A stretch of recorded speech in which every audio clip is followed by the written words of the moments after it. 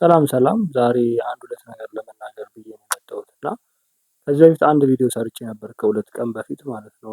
ጓደኛዬ ቼክ አደረገው እና ሴም ዌይ ሪሌት ብሎ በጣም ፐርሰናል የሆኑ ነገሮችን ጻፍ አድርገልኝ ማለት ነው። ላይክ ፓራግራፍ የጻፈልኝ እና ላይክ አይ ፊል ላይክ ሪኮግናይዝድ መሰለኝ ላይክ ጊዜውን ሰውቶ ገብቶ ቪዲዮን አይቶ ላይክ ደግሞ ገብቶ ሄዱ መጥቶ ደግሞ ፓራግራፍ መጻፉ በጣም ደስ አለኝ እና ጓደኛዬ ደግሞ ፊሊንግ የሚናገር አይነት ጓደኛ አይደለም ያለኝ እሱ ላይክ ሁሉን ነገር ለራሱ ነው የሚይዘው እና ሪኮግናይዝድ ሆናችሁ ስትገኙ በጓደኛችሁ ገብታችሁ ቪዲዮ በጣም ነው ደስ የሚለው። በቃ ብዙ እንትን አላወራም እና ምን አለኝ ላይክ በጣም ብዙ ነገር ነው እንዳለ እንትን እንዳልላችሁ ይደብራል።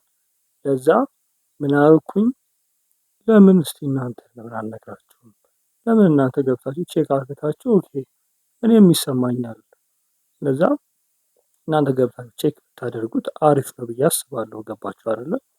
እና ገብታችሁ ቪዲዮውን ቼክ ብታደርጉት እናንተም ሪሌት እናንተም ፊል ሪኮግናይዝድ ልትደረጉ ትችላላችሁ። በአሁን በወጣት እድሜያችን ሴም ቲንግ ስለምናስብ ሰክሰስ ስለምንፈልግ ምናምን ነገር ማለት ነው እና ገብታችሁ ያን ቪዲዮ ቼክ ብታደርጉት አሪፍ ነው ብዬ አስባለሁ። ከታች አለ ፒስ አውት ቴንክ ዩ ቬሪ ማች ፒስ አውት